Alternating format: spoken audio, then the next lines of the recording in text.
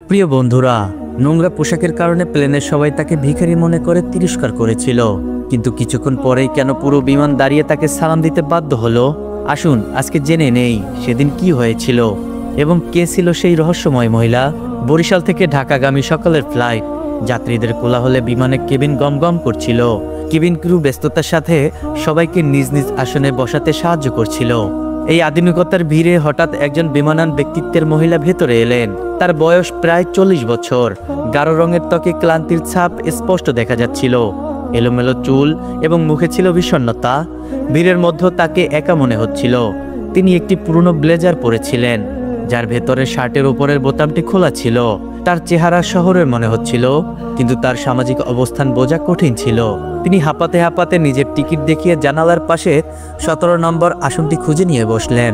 তাকে দেখে পাশে বসা একজন আধুনিক মহিলা তিরস্কারের দৃষ্টিতে নাকে রুমাল রাখলেন। তার চোখে ভাব ছিল, এই মহিলা কি সত্যি এই ফ্লাইটের যাত্রী? একজন এয়ার হোস্টেস নীলুফা দূর থেকে তাকে দেখছিলেন। সন্দেহ নিয়ে তার কাছে এলেন এবং বললেন, ক্ষমা করবেন ম্যাম, আমি কি আপনার বোর্ডিং পাসটি একবার আবার দেখতে পারি? সেই মহিলাটি শান্তস্বরে হেসে বললেন, হ্যাঁ অবশ্যই, এই নিন। এয়ার হোস্টেস নীলুফা বোর্ডিং পাসটি নিলেন এবং সন্দেহের চোখে তার চেহারার দিকে তাকালেন। তারপর মাথা নেড়ে ফিরে গেলেন। সেই মহিলা একটিও কথা না বলে জানালার বাইরে মেঘের দিকে দেখতে লাগলেন। তার পাশে বসা একজন ব্যক্তি, যিনি আর সহ্য করতে পারছিলেন না, তিনি এয়ার হোস্টেসকে ডেকে বললেন, শুনুন, দয়া করে আমার আসনটি বদলে দিন। এই মহিলাটির কাছ থেকে অদ্ভুত গন্ধ আসছে। এইভাবে পুরো যাত্রা করা অসম্ভব। নীলুফা অসহায়ভাবে বললেন, স্যার, আমি খুবই দুঃখিত, ফ্লাইটটি সম্পূর্ণ ভরা, একটিও আসন খালি নেই।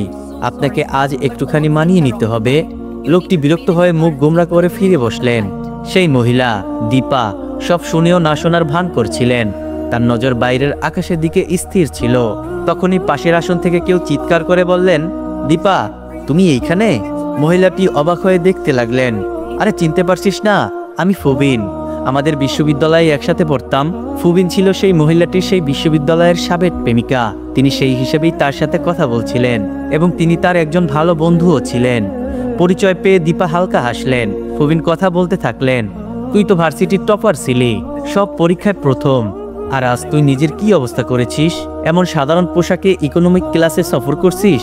আমাকে দেখ, একটা মাল্টিন্যাশনাল কোম্পানির সিও, মাসে লাখ লাখ টাকা মাইনে। তার কথায় বন্ধুত্বর চেয়ে অহংকার বেশি ছিল, এইটা দীপা বুঝতে পারলেন। দীপা শান্ত স্বরে উত্তর দিলেন, এটা একটা লম্বা গল্প ফুবিন, সময় পেলে কখনো বলবো। তিনি তার ব্যাগ থেকে একটি পুরনো ফ্রেমের চশমা বের করলেন। তার হাতে সামান্য কাঁপুনি ছিল, কিন্তু চোখের দৃষ্টি ইস্পাতের মতো দৃঢ় ছিল। তখনই বিমানটিতে হালকা ঝাঁকুনি লাগলো এবং সেটি একটু নিচের দিকে নেমে এলো। যাত্রীদের মধ্যে হালকা ভয় ছড়িয়ে পড়ল। এয়ার হোস্টেস নীলুফা ইন্টারকমে ঘোষণা করলেন, সম্মানিত যাত্রীরা, দয়া করে নিজেদের আসনে বসে সিট বেল্টটি বেঁধে নিন। আমরা হালকা টার্বুলেন্স এর সম্মুখীন হচ্ছি। ভয় পাওয়ার কিছুই নেই, সবকিছু নিয়ন্ত্রণে আছে। কিন্তু পরিস্থিতি দ্রুত খারাপ হতে লাগলো। হঠাৎ একটি জোরদার ঝাঁকুনিতে পুরো বিমানটি কেঁপে উঠল। যাত্রীদের মধ্যে প্রার্থনার গুঞ্জন শোনা যেতে লাগলো।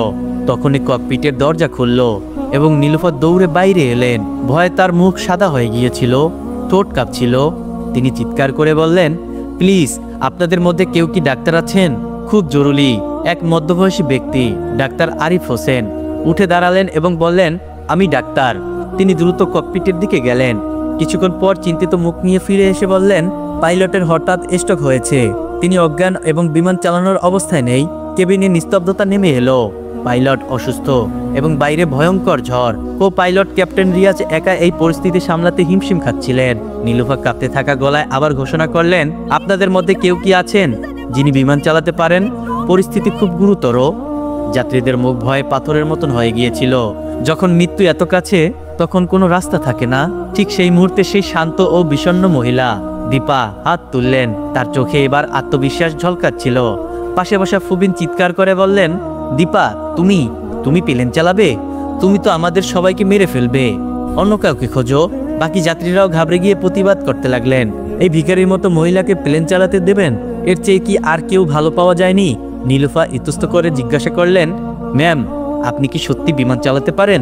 দীপা স্থির দৃষ্টিতে জবাব দিলেন, হ্যাঁ, আমি জানি, শেষবার 5 বছর আগে চালিয়েছিলাম, কিন্তু চেষ্টা করতে পারি। তার শান্ত কণ্ঠস্বরে এমন কিছু ছিল যে সবাই চুপ হয়ে গেল। ককপিট থেকে ক্যাপ্টেন রিয়াদ চিৎকার করে বললেন, যদি ইনি অভিজ্ঞ হন তবে একে তাড়াতাড়ি পাঠান, আমি একা সামলাতে পারছি না। দীপা উঠে দাঁড়ালেন। তার হাঁটার ধরনে এবার দৃঢ়তা ছিল, তার প্রতিটি পদক্ষেপে আত্মবিশ্বাসে ফুটে উঠেছিল। তিনি ককপিটে প্রবেশ করলেন এবং কন্ট্রোল প্যানেলের দিকে একবার তাকালেন। তারপর হেডসেট লাগিয়ে কন্ট্রোল টাওয়ারের সাথে যোগাযোগ করলেন। ঢাকা কন্ট্রোল, আমি ক্যাপ্টেন দীপা আক্তার বলছি, উপনাম দিশা। আমাদের পাইলট অসুস্থ, জরুরি অবতরণের অনুমতি চাই। ক্যাপ্টেন দিশা এর নাম শোনা মাত্র কো পাইলট রিয়াজের চোখে বিস্ময়ে বড় হয়ে গেল। এই নামটি এভিয়েশন জগতে একটি জীবন্ত কিংবদন্তি ছিল। 12 বছর আগে এক ভয়ঙ্কর ঝড়ের মধ্যে 312 জন যাত্রী নিয়ে বিমানটিকে একা নিরাপদে নামিয়েছিলেন এই মহিলা।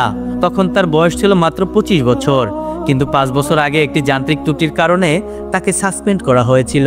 এই খবর কেবিনে ছড়িয়ে পড়তেই যে লোকেরা কিছুক্ষণ আগে দীপাকে অপমান করেছিল তাদের মুখে লজ্জায় লাল হয়ে গেল। যে মহিলা নাকে রুমাল রেখেছিলেন তিনি মাথা নিচু করে বসে রইলেন। ফুবিনের মুখ ফ্যাকাশে হয়ে গেল।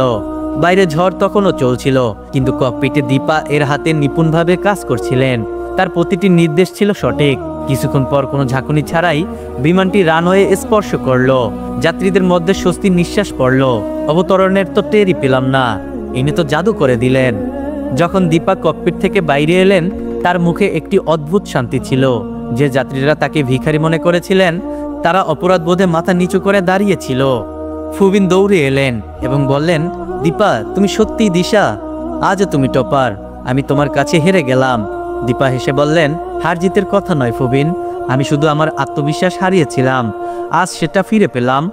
একজন এয়ারলাইন্স কর্মকর্তা জাহাঙ্গীর আলম ভিড় চিরে এগিয়ে এলেন এবং মাথা নিচু করে বললেন, ম্যাডাম আমরা আপনার ফ্লাইটের পারফরমেন্স লাইভ ট্র্যাক করেছি, আমাদের বোর্ডে আপনাকে ফেরত নিতে চাই। দীপা আকাশের দিক তাকালেন এবং শান্তস্বরে বললেন, ওরা আমার চাকরি কেড়ে নিয়েছিল কিন্তু আমার সাহস কেড়ে নিতে পারেনি। এই কথা শুনে কোনো নির্দেশ ছাড়াই বিমানের সব যাত্রী একে একে দাঁড়িয়ে গেলেন। হাততালি এবং সম্মানে পুরো কেবিন গমগম করে উঠল। যে মহিলা কিছুক্ষণ আগে তিরস্কারের পাত্রী ছিল সে আজ আকাশের সত্যিকারের নায়িকা হয়ে গেল। সবাই মিলে সেই কিংবদন্তিকে স্যালুট জানালেন, কারণ আসল যোগ্যতা কখনো পোশাক বা বাহিক রূপে প্রকাশ পায় না।